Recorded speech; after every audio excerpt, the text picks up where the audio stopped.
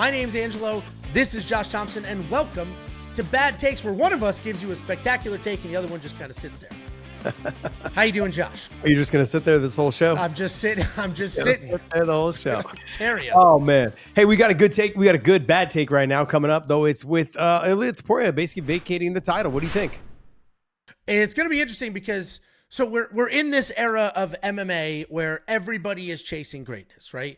The first ever double champ was what? BJ Penn? See, the first one to ever do it? The first one I can think of. At least in modern Randy. MMA. I think Randy came first and then BJ.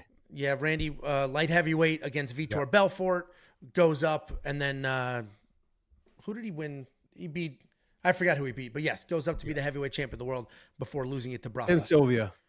Tim Sylvia, that's right. That was a spectacular fight. So that was probably the first to do it. Then we had BJ Penn. Conor McGregor was the first person to ever hold two at the same time. Yep. Then Henry Cejudo did the same thing. And there's only a handful of people that are able to accomplish this, but everybody wants to do it. So now we have Ilia Topuria, 145-pound champ, only defended his belt one time and has already vacated it to move up to 155. Is it too soon? Does it make sense? I mean, he hasn't even cleaned out his division yet.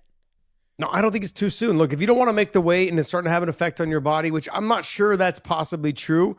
I think a little bit of that, he slid out of the way, I think, for his brother, correct? His brother's fighting at 145 as well, or 135? His brother's at 135, but he's not a small dude. So I take that back. Anyways, see, there you go. Bad take.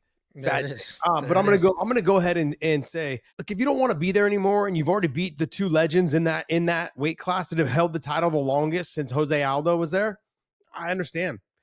Look, like I said this before in one of our other videos. We are chasing glory and all the other stuff that comes along with it.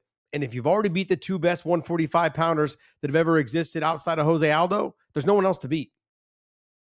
And so when that happens, you're just thinking, okay, who else can I bring in here? Well, I mean, I might as well just go somewhere else. And there's no one else for them to bring in right now. So let's go ahead and vacate this title, move on up to 40 or 55. But what I liked is that the UFC came in and said, hey, we're not going to have this going up and down stuff. You either vacate your title and move up and make a commitment to it, and we can move on with our shows, and we can have someone, two fighters, fight for the next for the vacant title. Because at the end of the day, it comes down to I need a champion that I could put at the top. And let's be honest, Volkanovski and Diego Lopez can headline a card any moment, anytime. They put on the show. They're not just wrestlers. They're not just strikers. They are well-rounded MMA fighters. And so I can have those two guys headline or one headline. Whoever wins the title, they can headline any show that we want to put anywhere around the world. I think that's a big reason why they said, okay, look, we're not going to have you holding up the division while you're up here trying to achieve your goal. You vacate, you go up, and you see what happens. Now, I guess the next question is he going to get a title shot right off the bat? I don't know. I do think I do agree with you where I appreciate that he's not some double champ, two division stuff going on here. I don't want it held up. I hate when that happens. I mean, look at the weird kludgy we have in the heavyweight division. And anytime you get any sort of interim type title, it just never feels the same. So I do appreciate that the vacated belt is on the table for real. And he's moving up in weight. It's not trying to do simultaneous double champ. So I do like that. Moving up, and to your point, if it's too soon, who cares? It's his choice if he wants to fight in that weight class or not, and the belt is gone, so it doesn't matter. It doesn't affect anybody else. I do have concerns about him at 155 pounds. I mean, he's not a very big guy, and he's going to move up to 155, and he'll be faster. He'll be able to outstrike a lot of people, but I don't know if that power is going to carry up to 155, and I don't know if he's going to be able to defend the takedowns from 155 pounders, and if he's fighting Islam for the belt, Islam's basically a 170 pounder. You're going from not the biggest guy in the world to instantly tiny if he's going to jump up against Islam. So I don't know if they're going to give him an immediate title fight. I imagine they are, because why else would he vacate the belt if it wasn't instantly for another belt, right? Like, you think he would vacate it for a number one contender matchup? It really depends on how much he hates making that weight. And like I said, he's already beat the two top prospects or the two top champions that were there that held it the longest outside of Jose Aldo. What are the goals? What are your goals, and how miserable are you having to make that weight? Look, there's something to be said about walking around and fighting at your walking weight class. Yeah, that was a Frankie Edgar logic. Yeah, it's your mental health too. I mean, I worked and trained with Anthony Rumble Johnson a lot. His whole camp was him trying to get his weight down. He was miserable. And look what happened when he decided to go ahead and just be him, live his life. Yeah, just live his life. And he fought a heavyweight in the World Series of Fighting. Then he went down to 205 and fought at 205 and was always knocking on the door for the title shot. He was right there. Just didn't get it. He, fought for the interim title against DC, didn't get it, fought, and just, they had moments, man. They had moments where he could have won it. He felt very comfortable fighting and walking around at the weight that he fought at. And that's a big deal. Ilia Topuria, we're going to see if it affects him. Just his body style doesn't allow him to he doesn't allow him to carry that as enough weight to really compete at 155. I don't think. He's shorter in stature. He's got broad back. He carries muscle well, thicker legs. He'll fill out. But I mean, I'm hearing that if they fight International Fight Week, 4 months is not a long enough time for him to put the weight on. He almost needs to lean into being small at that point. Yeah, forget it. Don't even try to gain the weight. This is what you have to remember. It's not just about putting the weight on. It's about making sure that the weight you put on your conditioning and cardio can carry that weight throughout a 5-round fight. So I have nothing against him going up. I actually think if you don't want to make the weight anymore and you don't want to be there and you really have nothing else to prove at that weight class, you might as well go up. Challenge yourself there. And he's going to challenge himself at 155. Now, my take on it is this is going to be considered probably one of our bad takes. My take is he doesn't deserve an automatic title shot. Islam has already been put through the ringer with the Alexander Volkanovski fights twice. And I don't think that he definitely doesn't want to go through that again. He wants to fight a clear-cut number one contender. Someone coming up from 45, hasn't proven themselves in the weight class. Why do I have to fight that fighter? All people are going to say is that I'm a weight bully. All they're going to say is I beat 45 pounders. I understand what Islam's hesitation is. Absolutely. Not after everything he went through with the Volk situation. I think, look, and let's be honest, there's other fights in there for Ilia to fight. Justin Gaethje, Dustin Poirier. I'd love to see a Michael Chandler fighting him. They're both the same size, 5'2". So it'd be great to see that fight. You know what I mean? Like just a random Michael Chandler dig for no reason whatsoever here. I've got the lightweight rankings. Arman Tsarukyan, obviously number 1. And Arman, we just saw, wasn't able to do the walk against Islam in that fight. Why not Arman? Dana specifically said he's not getting the next title fight. Arman's not. So that might be what they're doing. That might be what they're doing. Topuria. It could be Arman and Topuria. I would watch that. That's basically Islam. So let's see that fight, right? If you want to earn your way into the title fight. The problem is if you do Arman, which would make sense, who is going to fight for the title? Charles Oliveira, potentially, but he's already lost that fight. Justin Gaethje hasn't earned it. He's coming off a loss. He's already booked. Dustin Poirier, he just lost that fight. Max Holloway. He also announced his retirement fight. Yes. Did they say who he's fighting yet, or he haven't said who he's defending against yet. But Dana did throw out this whole 4-person tournament for the BMF. That'd be cool. Hey, maybe Ilia's in that. Maybe that's what we're doing. Yeah. Yeah, it'd probably be Max. I mean, I would love to see Topuria, Max, Dustin, and Justin. All 4 of them in there for the BMF, and it'd be a tournament. Obviously, they probably get paid up a little bit more to win that tournament. It'd be the first BMF tournament. Yeah. Something about being the first. Just something about it, man. Yeah, that would be really cool. So, I mean, there's definitely a lot of options for Ilia Topuria. I know a lot of people were pretty upset that he moved up in weight, and I can understand the argument for, you didn't clean your division yet, you're not ready. Who's upset? Comment section people. Oh.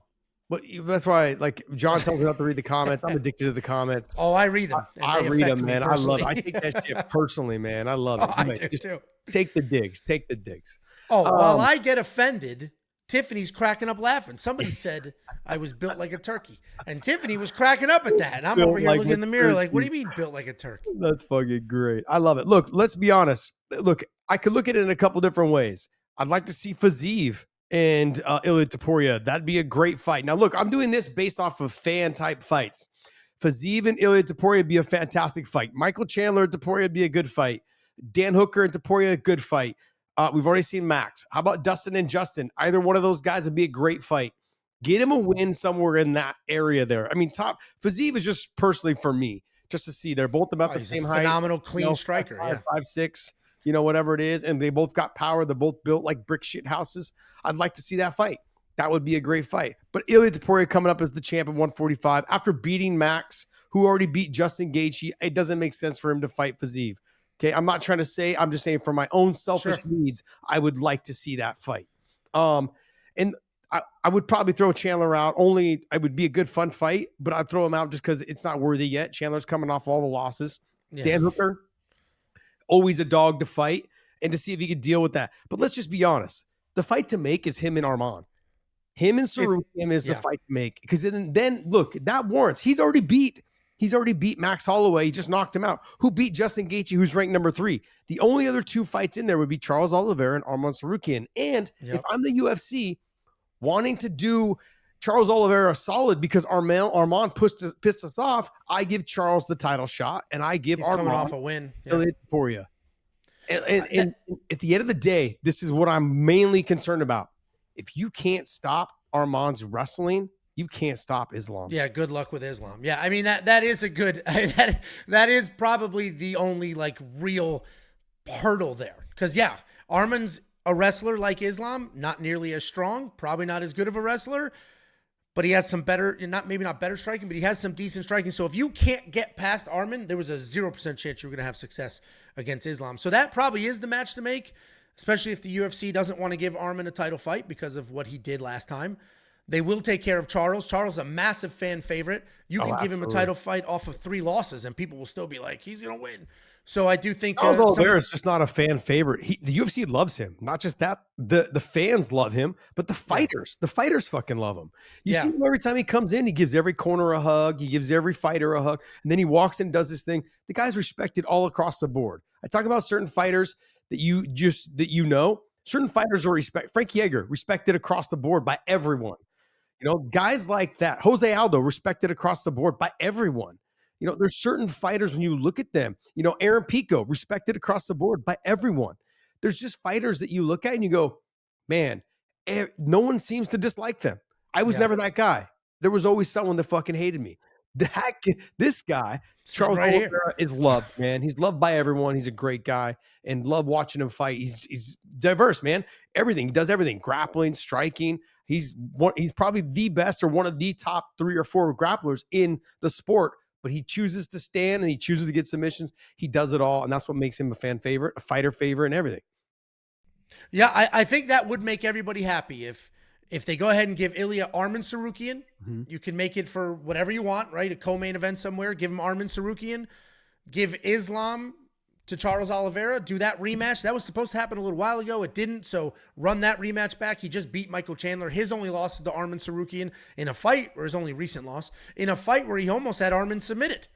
So there's definitely a case to be made on all sides there, and nothing is like egregious with the rankings, right? They're not just pretending that some 11th ranked person is deserving of something. Yeah. That all would make some logical sense. So Ilia Topuria, big career risk moving up in weight, especially he's not moving up in weight like a 185 pounder moving up to 205, which is a dramatic weight difference, but talent-wise, not really incredible. 155 is a tougher weight class than 145. I mean, he's going up to the tougher weight class. Yeah, right now. There was moments there where 45 was tougher than 55, and I'm very biased because I spent my whole career at 55. But right now, the toughest weight class in the sport is 135. It's hands down toughest. And three of the best 135 pounders are not even in the UFC. You got Patchy Mix in the PFL. You've got Magomed Magomedov, who's in the PFL. You've got Rafion Stotts in the PFL. And I look at Danny Savatello in the PFL. Those 4 fighters are freaking dogs. Yeah. And so, that's the toughest weight class to me right now in the sport of MMA is 135. Yeah, it'll be interesting. I'm looking forward to it. I hope we get an announcement soon what they're doing with Ilia, but they must have something planned if he's already vacated. You don't just vacate your belt without something in the works. So I imagine we'll hear something pretty soon. Maybe we'll get a big announcement in a couple of weeks at UFC 313. That's our take on Ilia moving up in weight class. If you want to hear about... Before we go, let me be a little conspiracy theorist, okay? Let me just say this. I think if Arman and Ilia, they fight, and I think if Charles and Islam fight, and let's just say Islam wins, okay? I think I could see him vacate the title and let Arman and Ilia, and let the winner of Ilia and whoever else next fight for the title, because I think, look, he's kind of done in the division. He's kind of beat his division. I know that Ilia and Armand are still there, but look, you had your chance to fight me. You didn't for some reason. Yeah, that's not his fault. Yeah, that's Armand's fault. I'm not going to linger here and jeopardize my legacy and things that I want to do in my career because you couldn't get it together. And I love Armand Sarukian. I was really, really looking forward to that fight. Yeah. But let's just say Ilia and Armand fight, and I think you have Charles and Islam fight. And if he beats Charles again, I think he moves up to 170. I think a lot of it has to do with what depends on with Bilal Muhammad. Bilal may end up going up to 185. The UFC seems like they've worked against Bilal, so I wouldn't be surprised if Islam wanted to go up, that Bilal just said, look, you know what? I've already talked the trash to the 185 pounders. I'm just going to go ahead and vacate so I don't have to fight, my brother. And Islam's got goals, and so does Bilal. Bilal wants to be a 2-division champion. I think the UFC would like to see Bilal go up and try, because that might be a chance he gets beat and him being challenged there. And then they could be done with him. And not done with him, but like he's still going to be around. He's at the top of the top right now. He's firing on all cylinders. But I could just see something along those lines happening, is what I think. There were definitely rumors. I did an outro and now we're right back into it. There were definitely rumors about Islam moving up to 170. Some fake news about Instagram followers and, they unfollowed each other, Bilal and Islam. None of that was true. But there were definitely those rumors, especially when Dana said Arman's not fighting Islam for the title next. People were like, oh, does that mean Islam's moving up? And I don't think he is right now, because obviously they full-blown announced Bilal Muhammad defending the 170 belt. But that might be, to your point, it might all be on the table. It might be like, all right, you just sit and wait. Just give it a month or two. You just fought. We don't need to figure it out now. Let's just give it 2 months, see what Bilal Muhammad does. If he wins or loses, you can potentially move up to 170, and then Ilia can fight Arman for the 155-pound belt for real. Let's be honest. Dana White doesn't like to be told what to do, and Dana White demands to be respected within the sport, and you're going to do what I tell you to do. Yeah, that's what it is. Now, Ilia Topuria wants to come up. He's probably not going to get the automatic title shot. I think at 155, and Armand pissed him off, so I could see him fighting Ilia Topuria. I don't think that Ilia is going to get the automatic title. Maybe I'm wrong. Maybe it is going to be International Fight Week. I saw something from one of the media guys saying that that's kind of scheduled. It seems like they really are trying to get Ilia versus Islam at the International Fight Week. We'll see what happens. But I've noticed with Dana, especially as of lately, you're going to do as I say. It's been a little bit more than normal. It was a phase there for a second where he was allowing fighters to say, you know what? Yeah, you want to go up in weight class. You want to do this? Now all of a sudden he's squashed. You're done. No double champ status anymore. You vacate one, you go to the next. Okay, now we move on with both divisions. That whole time where guys were jumping weight classes, it was fun, but not anymore. Once you go up and you stay there. You take your licks like everyone else. Okay, that's what we're going to do. And I also think, too, there's a lot of new talent about to come into the UFC that is leaving the PFL. Yeah. And those fighters that come over are going to give more of a shot in the arm to the weight class than a fighter leaving one division going to the next. Sure. If you can get, and I'm just throwing out names, Apache Mix, he's going to insert in there. Magomed Magomedov, he's going to insert in there. Johnny Eblin, he's going to insert in there. Yaroslav Amosov into the 170. Like, you've got Jason Jackson maybe into the 170. Those guys are going to bring way more hype into the division than one guy moving up. I mean, it's going to be cool, great, but you know who they're going to fight, right? Having that mix. You remember how excited everyone was when Michael Chandler came over? Oh, yeah. Now you have Patricio coming over. I mean, it just puts a shot into the arm of the weight class of everyone going, man, I'm not going to lose to this guy. And then, Dan lost.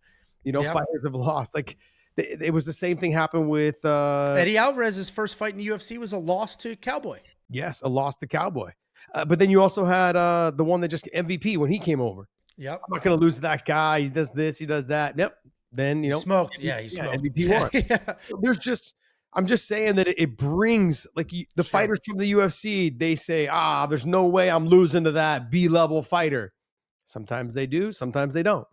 But look, I just think that there's a lot of new talent that's going to be probably making its way over to the UFC. And Dana White right now sees that and understands. UFC people, where are you going to go? Don't pick a fight with me. Before it was like, you had one. Okay, you had Bellator. You had PFL. Guess what? You don't have shit now. Yeah. You don't have shit. People were fleeing one. People were fleeing the PFL. Like, there's nothing else. You don't have Bellator anymore. It's pretty much shut down. Where are you going to go? Yeah. Where are you going to go? Just do it. Just take the money, fight your ass off, and do as I say. That's real. That's realistically what it's come down to right now. Yeah, and I imagine, well, then hopefully the Ilia vacating that belt was like agreed upon. Hopefully it wasn't an anger thing. Like it wasn't a get rid of it before you move up. You know, hopefully it wasn't contentious and it was, yeah, all right, we've got a plan. And to your point, I didn't even consider anybody else coming into the UFC that may not be here just yet. There may be some plans in the works. Okay, you're going to get rid of this belt. We're going to do this here. You know, they try to plan out best they can, fight results, but it'll be it's a very interesting time. And it was a sneaky announcement. They just sort of slid in there that Ilia vacated the belt because they didn't even fully announce Ilia vacated the belt. They just said, here's a title fight for this belt. So until we know what Ilia's doing next, until we know what Arman's doing next and Islam are doing next, a lot of juggling going on here. But I'm looking forward to all of it because I think there's a lot of really cool avenues that this can go down. There you go. Another bad take from both of us. Well, one of us. If you guys want any other topics discussed, let us know in the comments and we'll give you our takes.